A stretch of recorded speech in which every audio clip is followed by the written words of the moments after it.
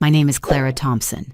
I am 77 years old, and the last clear memory I have of that morning was my son saying, "Mom, just sit here for a few minutes. We'll come back after check-in." His wife nodded, her eyes already darting toward the departure board. So I sat, like an obedient piece of luggage, on one of those stiff leather chairs in the airport lounge. At first, I believed them. Because why wouldn't I? Families travel together, don't they? They don't abandon their mother like an umbrella you forget in a cab. But as the minutes stretched into hours, I began to notice the way people around me kept moving. Families hauling strollers, businessmen rolling briefcases, children tugging on sleeves, and yet no one came back for me. By the second hour, my coffee had gone cold, and so had the certainty that I still belonged to them. Doubt crept in like a draft under a door. By the fifth, I was angry at Dylan for thinking he could handle me like a package, angry at Marissa for the way she smiled too sweetly when she wanted me out of the picture. By the eighth, I knew the truth. The plane was gone, carrying them to Hawaii. And I was still sitting there with my purse clutched in my lap like a fool. I remember standing up, my legs stiff, my chest burning with something hotter than shame. People brushed past me, none of them knowing that an old woman had just been cut loose from her family. I walked toward the ticket counter, my heart thudding not with fear but with an odd exhilaration. If they didn't want me, maybe I didn't have to keep wanting them. When the woman behind the counter asked where I was headed, the words surprised even me. Portland. One way. Please. My voice trembled, but not from weakness. It was the sound of a life splitting in two, the part that was over, and the part I was about to claim. The plane to Portland left in the late afternoon, and I boarded with nothing more than my purse. A paperback I had already read twice, and the jacket I had carried for years but rarely needed. The seat beside me stayed empty, which felt like both an insult and a gift. I didn't cry, though the thought tempted me once or twice when the flight attendant asked if I wanted water. I simply said, "Yes, thank you," and forced myself to sip as though I were on my way to visit an old friend instead of fleeing my own family. When we landed, the sky over Oregon was low and gray, the kind of sky that presses down on you and yet feels honest. The taxi line was short, and I climbed into the back seat of a car that smelled faintly of pine-scented cleaner. The driver asked, "Where to, ma'am?" And for a second my throat locked. I had no address, no plan, nothing but the wild certainty that anywhere was better than where I had been. "I need a place that rents by the week," I said finally, my voice steadier than I expected. He nodded, as if he'd heard stranger requests, and drove me into a neighborhood of small houses with peeling paint and sagging porches. We stopped at a narrow Victorian with a sign taped to the window, "Room for rent. Weekly. Cash." It was exactly the kind of place I might have warned my students about years ago when I was still teaching, but tonight it looked like salvation. Evelyn Grant answered the door in a faded cardigan, her eyes sharp as glass. She looked me up and down, not unkindly, just measuring. "Cash?" she asked. "Yes," I said, and held out the bills I had folded so tightly they were warm from my hand. The room smelled of cedar and mothballs, with a single bed pushed against the wall and a dresser scarred from years of use. I set my purse on the chair and sat down, my legs trembling not from weakness but from the sheer strangeness of being untethered for the first time in decades. No one was waiting for me. No one expecting me to cook or to keep quiet or to follow along. That night, I lay awake listening to the rain on the roof, my heart racing between terror and relief. I whispered into the darkness, "This is mine now. Morning light slipped through the thin curtains, pale and uncertain, and I realized I had survived my first night alone. The bed creaked when I swung my legs over the side, and for a moment I just sat there, staring at the worn rug beneath my feet. It felt strange, almost ceremonial, like I was standing at the edge of a stage and deciding whether to step into the spotlight or retreat backstage. Evelyn knocked on the door around 8, holding a chipped mug of coffee. "This isn't a hotel," she warned me, her voice brisk. "You make your own bed, and the laundry room's in the basement. But if you need groceries, there's a market 2 blocks over." She left the mug on the dresser and shuffled away before I could thank her. Her bluntness might have stung once, but today I found it refreshing. No false politeness, no pretending, just terms, clear and simple. I drank the bitter coffee and felt more awake than I had in years. By mid-morning, the room was too small to hold me. I slipped on my jacket, folded my old paperback into my purse, and stepped out into the drizzle. The air smelled of wet asphalt and bakery yeast drifting from somewhere down the block. People hurried past with umbrellas, purposeful and anonymous. For once, anonymity felt like protection. No one here knew me as Dylan's mother or Marissa's unwanted shadow. Still, money sat heavy in my mind. I had enough cash for a few weeks, maybe a month, but not much more. I couldn't drift. I needed structure, a rhythm, something to keep my hands busy and my thoughts from circling back to the betrayal at the airport.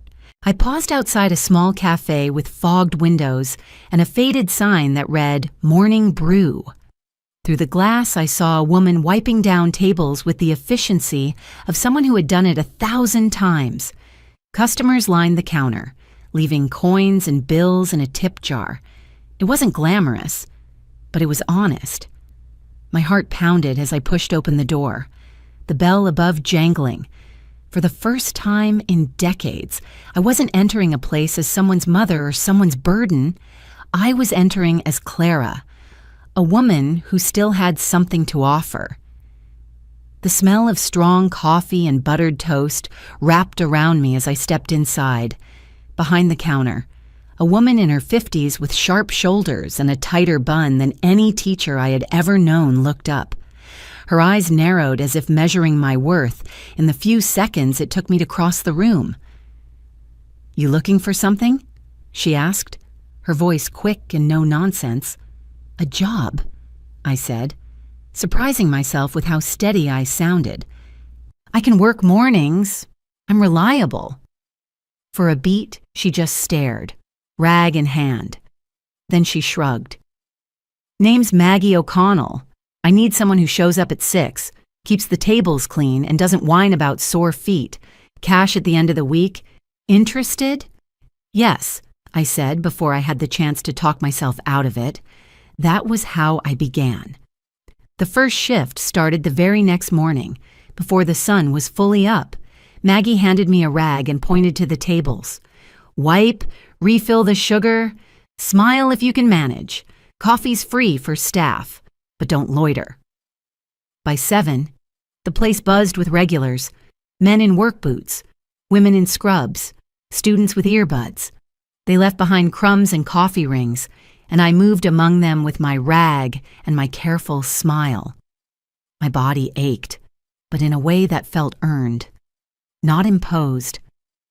When a young man left a crumpled dollar on the table, Maggie nodded toward it.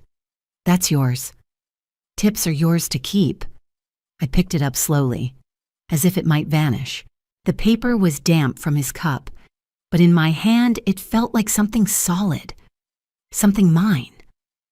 I tucked it into my pocket, and for the first time in years, I felt the simple pride of being paid for my effort. That night, I pressed the bill flat on the dresser in my room and stared at it until sleep came. $1 wasn't much, but it was the first brick in the foundation of a new life. By the end of the week, my feet were blistered, but my spirit felt steadier than it had in years. Each shift at the cafe taught me something simple but important. I could still be useful, still belong somewhere. Maggie never wasted words, but one morning she grunted. Not bad, as I stacked cups without being told. That two-word approval warmed me more than any of her free coffees.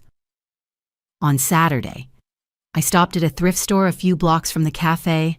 Rows of jackets hung like soldiers at attention, most too big or too bright. Then I saw it, a navy coat, wool, with large buttons and deep pockets. The fabric was worn at the cuffs, but the shoulders sat just right when I slipped it on. For $30, I bought not just a coat, but a kind of armor. When I walked back to Evelyn's house wearing it, she gave me a sharp little nod, as if to say, "Good choice." That evening, Evelyn mentioned a neighborhood potluck. "Bring something or don't bother showing up," she said, thrusting a flyer at me. I hadn't baked in years, but muscle memory guided my hands as I peeled apples and worked butter into flour. The kitchen smelled like autumn, and when the pie came out of the oven, golden and bubbling, I almost cried from the simple act of making something with love again. The potluck was held in the basement of a nearby church. Long tables sagged under casseroles and crock-pots, the air warm with chatter. I set my pie down shyly, half expecting it to sit untouched. But within minutes, a man in a flannel shirt took a slice and smiled. "Best crust I've had in ages," he said. His name was Walter Harris, and he told me he came every month just for the company. I didn't know then that Walter would become a friend, steady and respectful, never pressing for more than I could give. All I knew was that, as laughter echoed off the basement walls and my pie disappeared slice by slice, I felt something stir inside me. Belonging. For the first time since the airport, I wasn't just surviving, I was beginning to live. It was a Tuesday night when my phone buzzed with a number I almost didn't recognize. For a second, I thought about letting it ring out. Too many years of being summoned only when convenient had made me wary. But then I saw the name. Ethan. My grandson. "Grandma, are you okay?" His voice cracked in that way only a 16-year-old's can, hovering between boy and man. I swallowed hard. "I'm fine, sweetheart. Better than fine. Actually." There was a long silence, then a shaky breath. "Dad and Mom keep saying you wandered off, that you weren't thinking clearly." But I knew that wasn't true. I knew you wouldn't just disappear. I sat on the edge of my bed, staring at the navy coat draped over the chair. You're right. I didn't disappear. I just chose a different road. His laugh was soft, almost relieved. "I knew it. Where are you?" "In a safe place, but don't tell them. Promise me, Ethan. If you ever want to see me, you come alone. No tricks." "I promise," he said quickly, almost fiercely. We talked for nearly an hour about his classes, his part-time job bagging groceries, the guitar he was teaching himself to play. When he asked about me, I told him about the cafe, about Evelyn's sharp wit, even about the pie at the potluck. He laughed, said he wished he could have tried it. After we hung up, I sat there in the dim light, my chest tight with something I hadn't felt in a long time. Hope. Dylan and Marissa might have turned me into a ghost in their story, but Ethan still saw me as flesh and blood. Over the next few weeks, he sent short messages, a picture of his dog, a joke about school lunch, a blurry photo of the sunset from his bike. Each one was a reminder that I wasn't invisible, not to everyone. One night, after a particularly long shift, I opened my phone to see his message. "Proud of you. Grandma." Just 4 words, but they landed heavier than any suitcase I had carried in my life. I first heard about the newspaper article from Evelyn, who slapped it down on the kitchen table one rainy morning. The headline read, "Elderly woman missing, family desperate for answers." Underneath was a picture of me from 2 Christmases ago, holding a mug of cocoa, looking every bit the kindly grandmother they wanted the world to mourn. Desperate? Evelyn scoffed. Looks to me like they're desperate for attention. My stomach twisted as I read the quotes. Dylan's words were polished, carefully chosen. We just want Mom home. We're so worried about her safety. And Marissa, her eyes wide in the accompanying photo, said she was heartbroken and terrified. It was theater, all of it.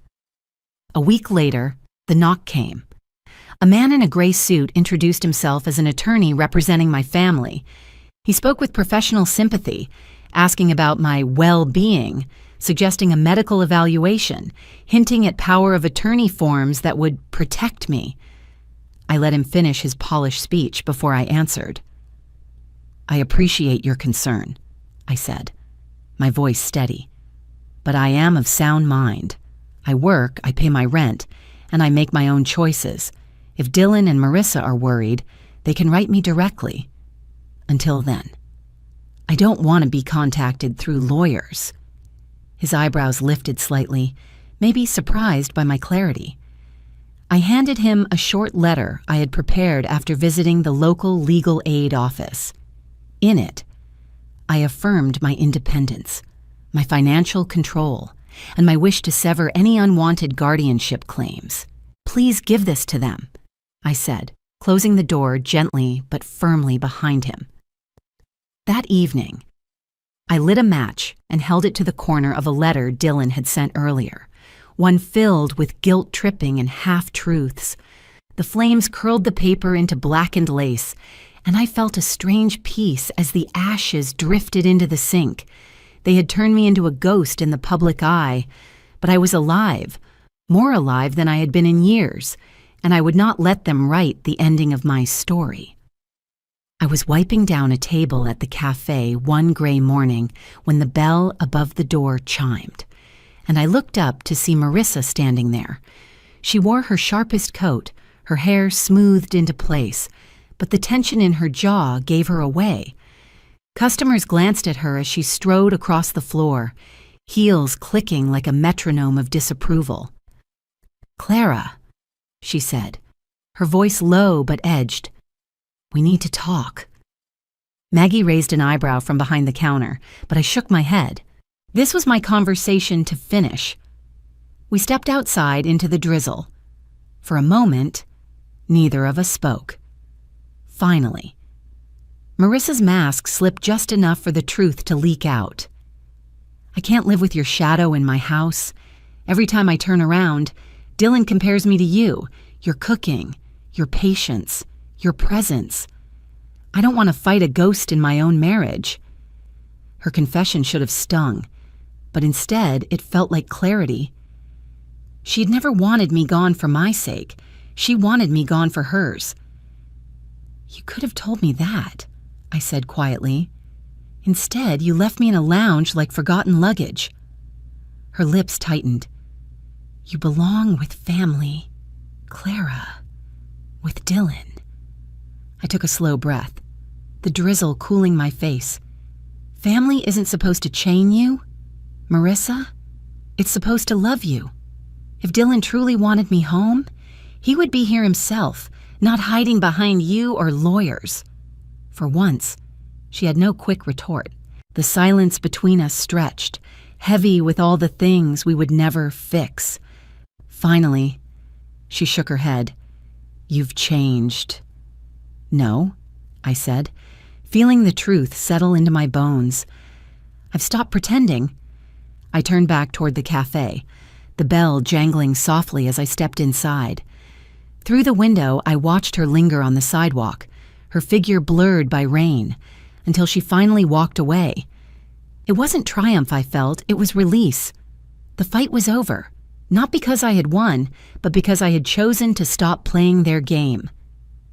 The weeks after Marissa's visit unfolded with an unexpected gentleness, as if life itself wanted to acknowledge the line I had drawn and reward me for not stepping back over it. My mornings at the cafe became second nature. 6 o'clock came early, but I found myself looking forward to the clatter of cups, the hiss of the espresso machine, and Maggie's sharp voice cutting through the fog of dawn. She never softened much, but she trusted me now, trusted that I would show up, keep the place tidy, and handle the small chaos of customers with steady hands. Sometimes, when she thought no one was listening, she hummed under her breath while polishing silverware, and I liked to imagine that I had become part of her rhythm, a steady note in her song. At Evelyn's, life was simpler than I had ever known it could be. She remained blunt, but her bluntness felt like honesty rather than hostility.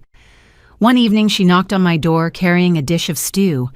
"Too much for me," she said, though I noticed she had brought 2 spoons. We sat across from each other at the small kitchen table, steam rising between us, and for once she didn't pepper me with practical advice. Instead, she asked, "You happy here?"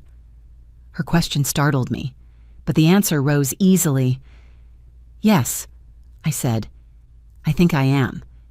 She gave a short nod, as if my happiness was a puzzle piece she had been waiting to see fall into place. Walter remained a steady presence, too.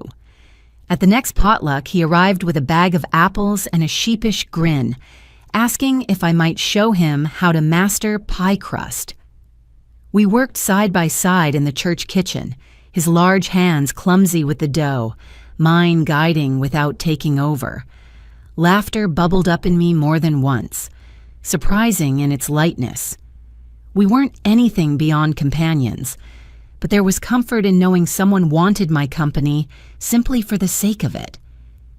And then there was Ethan, true to his promise. He came alone one Saturday afternoon, taller than the boy I had last hugged, his voice deeper, but his eyes still kind. We sat in the corner booth at the cafe, his knees nearly hitting the underside of the table, while I listened to him talk about school, friends, and the way he hated how his parents spoke about me as if I were a ghost.